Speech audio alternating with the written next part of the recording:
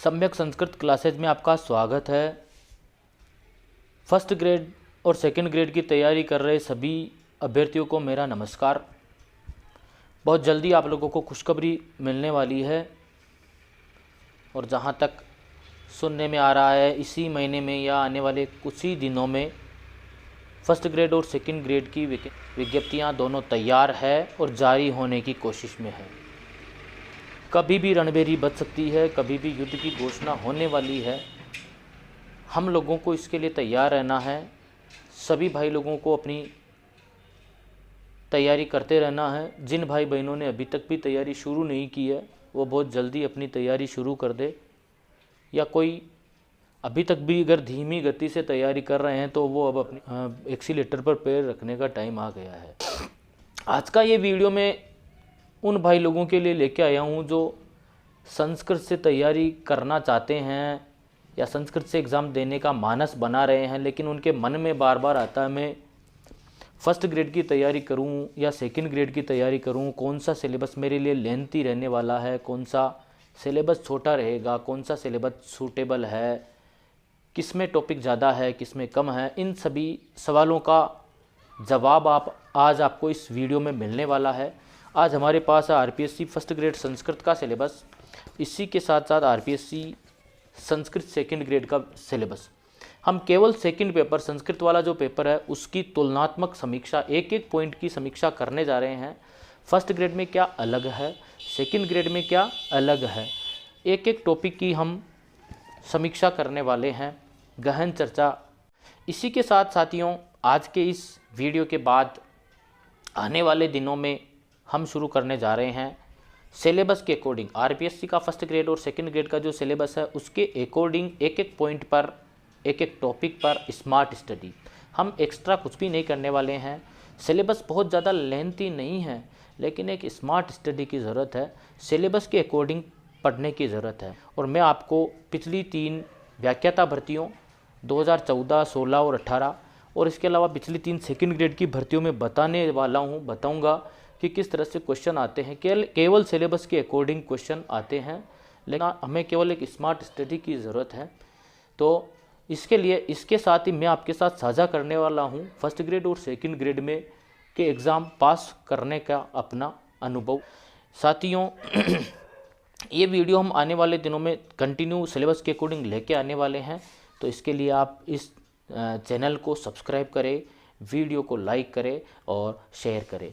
तो हम शुरू करने जा रहे हैं आज का हमारा ये वीडियो फर्स्ट ग्रेड और सेकंड ग्रेड दोनों ही सिलेबस का एक तुलनात्मक समीक्षा। तो साथियों यहाँ से शुरू होता है हमारा फर्स्ट ग्रेड और सेकंड ग्रेड का आरपीएससी के द्वारा जो पाठ्यक्रम जारी किया गया है उसका फर्स्ट ग्रेड और सेकंड ग्रेड। इस तरफ फर्स्ट ग्रेड है और इस तरफ सेकंड ग्रेड है। दोनों ही सिलेबस की आज हम एक एक पॉइंट की तुलनात्मक समीक्षा करने जा रहे हैं।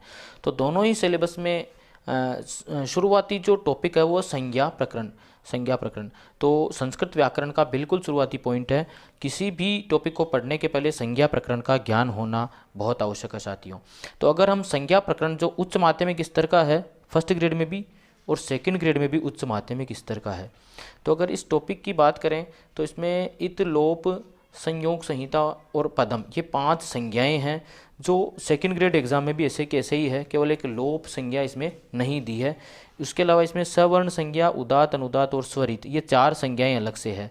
बाकी उच्चारण स्थान और प्रयत्नाहा ये दोनों फर्स्ट ग्रेड के टॉपिक में भी शामिल है और दोनों ही टॉपिक सेकंड ग्रेड में भी शामिल है। तो आपको इस पूरे टॉपिक की अगर मैं बात करूं तो वैसे इत संज्ञा के लिए ही 6-7 सूत्र आते हैं व्याकरण में, लेकिन उच्च माध्यमिक स्तर की जब हम बात करते हैं तो वहां पर 1 या 2 सूत्र पर्याप्त होते हैं। तो अगर ओवरऑल इस टॉपिक की संज्ञा प्रकरण की बात करें तो यहाँ पर अगर आप 7 या 8 सूत्र दोनों ही फर्स्ट ग्रेड और सेकंड ग्रेड तो उसके लिए तैयार करोगे तो आपके दोनों में ही पर्याप्त रहने वाले हैं। उसके अलावा उच्चारण स्थान और आभ्यंतर और बाह्य प्रयत्न, तो ये प्रयत्न आपको अलग से याद करने पड़ेंगे। साथियों ये टॉपिक बहुत आसान टॉपिक है और इस टॉपिक के मैं आपको ये कह सकता हूँ कि अगर लगभग 7 या 8 सूत्र याद करने हैं। इत का, संयोग का, संहिता का, सवर्ण का और इसी तरह से उदात, अनुदात और स्वरित का। ये जो डार्क किए गए हैं ये सेकंड ग्रेड में अलग से हैं टॉपिक, ये फर्स्ट ग्रेड में शामिल नहीं है। तो अगर इन टॉपिकों को आप 7 या 8 सूत्र इस पूरे टॉपिक में आप अगर याद कर लोगे तो निश्चित रूप से आपके 6 से लेकर 6 या 7 क्वेश्चन फर्स्ट ग्रेड या किसी भी ग्रेड में सही होने वाले हैं। साथियों, इसके बाद जो टॉपिक होता है दूसरा वो होता है, दोनों ही फर्स्ट ग्रेड और सेकंड ग्रेड में संधि का टॉपिक है, वो समान रूप से दोनों ही सिलेबस में शामिल है और दोनों में ही उच्च माध्यमिक स्तर इसका रहने वाला है। तो अचसंधि की मैं अगर बात करूं तो जो सूत्र अचसंधि प्रकरण में फर्स्ट ग्रेड के सिलेबस में शामिल है वो सारे के सारे सूत्र सेकंड ग्रेड में भी इसी तरह से शामिल है।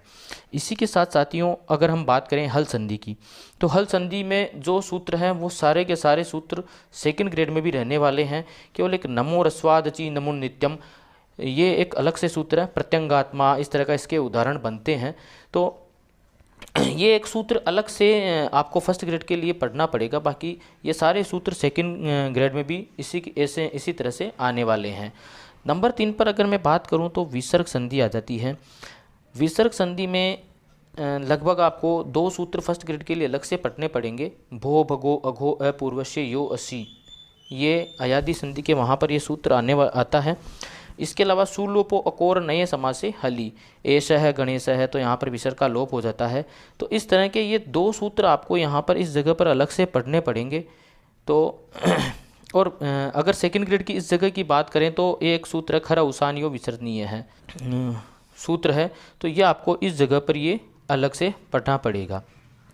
उसके बाद नंबर 3 पर टॉपिक आता है साथियों अव्यय। तो अव्ययों के लिए आपको अव्ययों में उच्च माध्यमिक स्तरीय दोनों जगह ही फर्स्ट ग्रेड और सेकंड ग्रेड में। तो अगर हम अव्ययों की बात करें तो यहाँ पर आपको लगभग 10 अव्यय के आसपास है जो फर्स्ट ग्रेड में अलग से पढ़ने पड़ेंगे, और इसी तरह से लगभग 8-10 अव्यय ऐसे हैं जो आपको सेकंड ग्रेड में अलग से पढ़ने पड़ेंगे। बाकी लगभग अव्यय का टॉपिक, अव्यय ऐसे हैं जो फर्स्ट ग्रेड और सेकंड ग्रेड ये दोनों ही टॉपिकों में लगभग अलग अलग अव्यय है।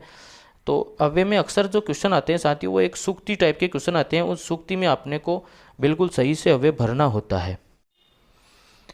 अव्यय के बाद साथियों टॉपिक आता है शब्द रूप का, जो फर्स्ट ग्रेड और सेकंड ग्रेड दोनों में आने वाला है। अगर मैं फर्स्ट ग्रेड की बात करूं तो यहाँ पर सखी शब्द, दीर्घ इकारांत, इसके अलावा कर्मन शब्द, नकारांत, लता शब्द, मातृ शब्द, दधि, राजन, भवत और मनस और चेतस, ये जो डार्क सर्कल किए गए हैं ये वाले शब्द रूप आपको अलग से फर्स्ट ग्रेड के लिए पढ़ने पड़ेंगे। जबकि अगर मैं बात करूं तो ये इनमें से अधिकांश लगभग बहुत कुछ ही शब्द रूप है जो आपको अलग अलग पढ़ने पड़ेंगे। स्त्री और रमा शब्द ये सेकंड ग्रेड के लिए आपको अलग से पढ़ने पड़ेंगे। तो रमा और लता को अगर हम एक ही मान लें तो केवल एक स्त्री शब्द सेकंड ग्रेड में आपको अलग से पढ़ना पड़ेगा, जबकि लगभग 6 या 7 शब्द रूप ऐसे हैं जो आपको फर्स्ट ग्रेड के लिए अलग से पढ़ना पड़ेगा। बाकी आपके लगभग 15 से लेकर 20 तक शब्द रूप जो फर्स्ट ग्रेड में पढ़ने पड़ेंगे वही शब्द रूप सेकंड ग्रेड में भी पढ़ने पड़ेंगे। तो यहाँ पर आपको बहुत बड़ा फ़ायदा मिलने वाला है। अगर हम बात करें धातु रूपों का, तो धातु रूप फर्स्ट ग्रेड और सेकंड ग्रेड दोनों के सिलेबस में केवल 5 लकार ही आते हैं। वैसे संस्कृत में 10 लकार माने गए हैं, लेकिन 5 लकार लट, लोट, लिट, लिंग और विधिलिंग माने जाते वही एग्ज़ाम में आते हैं, एग्ज़ाम के सिलेबस में वही शामिल है। तो अगर मैं परस्मयी पदी धातुओं की बात करूं साथियों तो यहाँ पर पट, हंस और अस और ज्ञा और चिंत ये 5 धातुएं अलग है। इसी तरह से रुच, मुद, याच और एक भज धातु उभय पद है ये, तो ये आपको अलग से पढ़नी पड़ेगी फर्स्ट ग्रेड के लिए। बाकी सेकंड ग्रेड के लिए आपको यहाँ पर लगभग ईश, त्यज, जी, दृश, नी और वृत्त, श्रु, दा, जन, क्रुद, पृच्छ, नम, चुर और कथ और गम ये 5 धातुएं आपको सेकंड ग्रेड 5 या 10 धातुएं 10 धातु रूप आपको लगभग सेकंड ग्रेड के लिए अलग से पढ़ने होंगे। तो ये इस तरह से शब्द रूप और धातु रूपों का डिवाइडेशन है साथियों। इसके बाद बात करते हैं साथियों प्रत्ययों की। तो अगर मैं प्रत्ययों की बात करूं तो तिन प्रत्यय, णिनि प्रत्यय, अच प्रत्यय, इसी के अलावा इन प्रत्यय, मयट प्रत्यय, यसुन, इष्टन, इमनिच, टाप और नीप ये प्रत्यय आपको फर्स्ट ग्रेड में अलग से पढ़ने पड़ेंगे।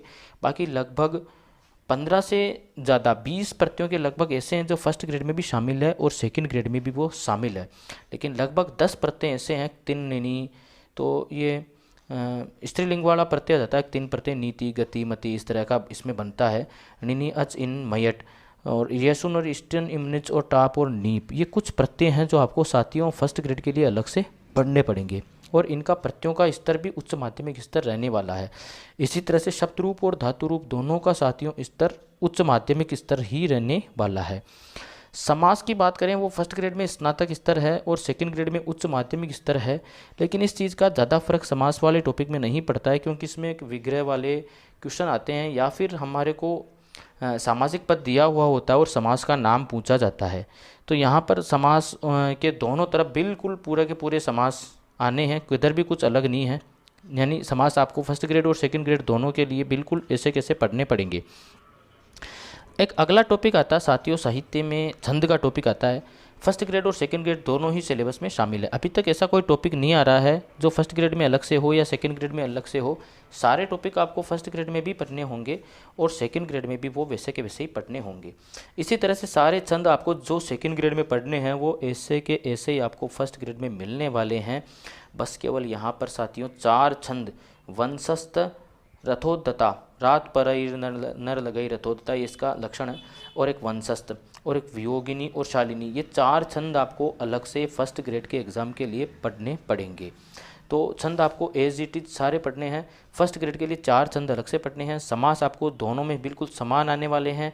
प्रत्यय सेकंड ग्रेड में जो प्रत्यय हैं वो सारे के सारे सेकंड ग्रेड वाले सारे प्रत्यय फर्स्ट ग्रेड में हैं, बस केवल 8 से 10 प्रत्यय तक आपको फर्स्ट ग्रेड में अलग से पढ़ने होंगे। धातु रूपों में ज़रूर कुछ ज़्यादा परिवर्तन है, लगभग 8 से 10 धातुएं फर्स्ट ग्रेड में अलग से हैं और सेकंड ग्रेड में भी इतनी ही धातुएं अलग से आपको तैयार करनी पड़ेगी। अगर मैं शब्द रूपों की बात करूं तो सारे शब्द रूप जो सेकंड ग्रेड में है वो फर्स्ट ग्रेड में भी है, लेकिन अलग से फर्स्ट ग्रेड के लिए आपको 8 से 10 तक शब्द रूप याद करने होंगे और सेकंड ग्रेड के लिए 1 या 2 शब्द रूप आपको अलग से पढ़ना होगा। और इनको पढ़ने की मैं आपको शब्द रूप और धातु रूप याद करने के बाद किस तरह की सावधानियां रखनी चाहिए, किस तरह से हलंत आता है, कहाँ नहीं लगाना है, कहाँ पर सकार कौन सा वाला आएगा, तो ये सारा बारीकियों से हम लोग आने वाले दिनों में पढ़ने वाले हैं। आप बने रहिएगा साथियों सम्यक संस्कृत क्लासेज के साथ। इसके बाद अगला टॉपिक होता है साथियों छंदों के बाद अलंकार का। तो अलंकार में मैं आपको बताने वाला हूँ अनुप्रास, यमक, श्लेष, स्वभावोक्ति, उपमा, रूपक, उत्प्रेक्षा, व्यतिरेक, संदेह, भ्रांतिमान, निदर्शना, दृष्टांत और अर्थांतरन्यास, दीपक और तुल्य योगिता। ये लगभग 15 से 16 के आसपास अलंकार है और ये सारे अगर आप तैयार करोगे तो आपके फर्स्ट ग्रेड में ये सारे आने हैं। अब फर्स्ट ग्रेड के लिए आपको क्या करना है, समासोक्ति, अतिशयोक्ति, विभावना, विशेषोक्ति और वक्रोक्ति, ये 5 अलंकार आपको अलग से पढ़ने होंगे। अगर आप ये अलग से 5 अलंकार पढ़ लोगे तो आपकी फर्स्ट ग्रेड की तैयारी भी साथ के साथ हो जाएगी। बाकी सारे अलंकार सेकंड ग्रेड में एज इट इज ऐसे के ऐसे ही आपको सेकंड ग्रेड से फर्स्ट ग्रेड में मिलने वाले हैं।